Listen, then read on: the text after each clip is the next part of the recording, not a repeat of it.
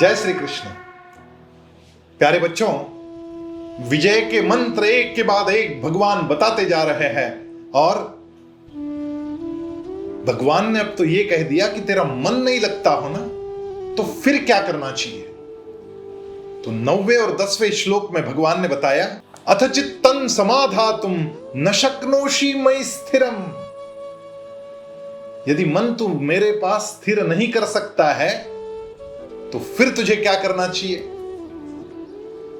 अभ्यास योगेन ततो मामिच्छाप्तुं धनंजय। अभ्यास यानी प्रैक्टिस। संस्कृत में अभ्यास का मतलब केवल पढ़ाई नहीं होता, प्रैक्टिस होता है। बार बार एक आध चीज कर्म करते रहना, इसको कहते हैं अभ्यास। अभ्यास योगेन ततो मामिच्छाप्तुं धनंजय। अभ्यास करता रहेगा तो तू मुझे मिल जाएगा, मैं तुझे प्राप्त हो जाऊंगा। अब भगवान प्राप्त होते हैं मतलब क्या होता है। भगवान का मतलब ही तो विजय है, भगवान का मतलब ही तो यशस्विता है।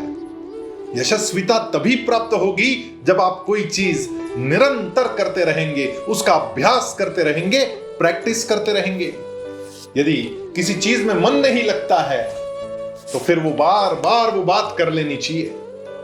एक ही चीज जब बार बार करते हैं आप, तब आप उसमें सिद्धि प्राप्त करते हैं। उसी को तो योग कहते हैं, भगवान कहते हैं। और फिर यदि अभ्यास में भी समर्थ नहीं है तब क्या करना चाहिए।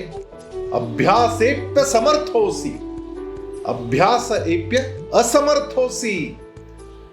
मत्कर्म परमो भव मदर्थम अपि कर्माणि कुर्वन् सिद्धिम वाप्स्यसि।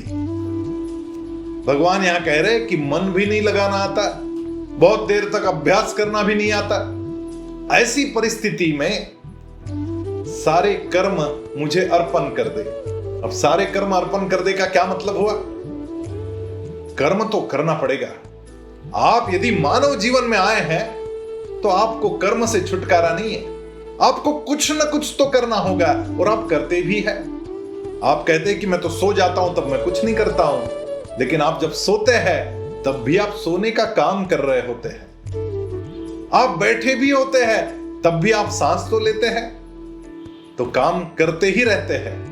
और प्रतिक्षण प्रतिपल हम कुछ ना कुछ काम करते रहते हैं। भगवान कह रहे हैं कि यदि मुझ में मन भी नहीं लगा पाता है और बहुत ज्यादा देर अभ्यास भी नहीं कर पाता है, तो फिर एक काम करना सीख ले।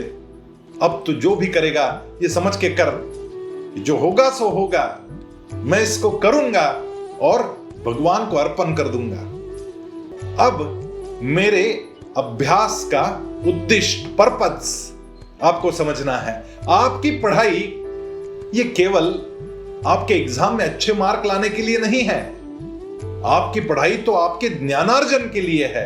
आप उससे कुछ नया नॉलेज, कुछ नई इंफॉर्मेशन प्राप्त कर रहे हैं। मैं अपने इंफॉर्मेशन प्राप्त करने के लिए पढ़ूंगा, मैं कुछ नया ज्ञान आत्मसात करने के लिए पढ़ूंगा, ना कि केवल मेरी मां ने कहा है या मेरी टीचर ने कहा है या मुझे परीक्षा में अच्छे गुण लाने हैं इसके लिए करूंगा ना। अब मेरा हर कर्म कुछ उद्देश्य से होगा और वो उद्देश्य है कि मैं ज्ञान प्राप्ति करके रहूंगा। आपको पता है, पाणिनि नाम का एक छोटा सा लड़का था। इस लड़के को उसके शिक्षक ने घर भेज दिया कि ये तो मंदबुद्धि है, कुछ नहीं कर पाएगा। ये छोटा बालक पानी लाने का काम करता था। इसकी मां ने उसे पानी लाने के लिए नियुक्त कर दिया था कि जाओ और प्रतिदिन घर के लिए जो पानी चाहिए उस कुएं से पानी लेकर आओ। एक दिन जब वो रस्सी से पानी निकाल रहा था तब उसने देखा एक जगह पे उस रस्सी के चलने से, बार बार चलने से, वो जो पत्थर था उस पत्थर पर भी उस रस्सी से रेखा गिर गई। पत्थर तो कितना कठिन होता है, ऐसे कठिन पत्थर पर भी यदि रस्सी रेखा निकाल सकती है तो मेरे हाथ में भी शिक्षा की रेखा तो बनेगी ही बनेगी।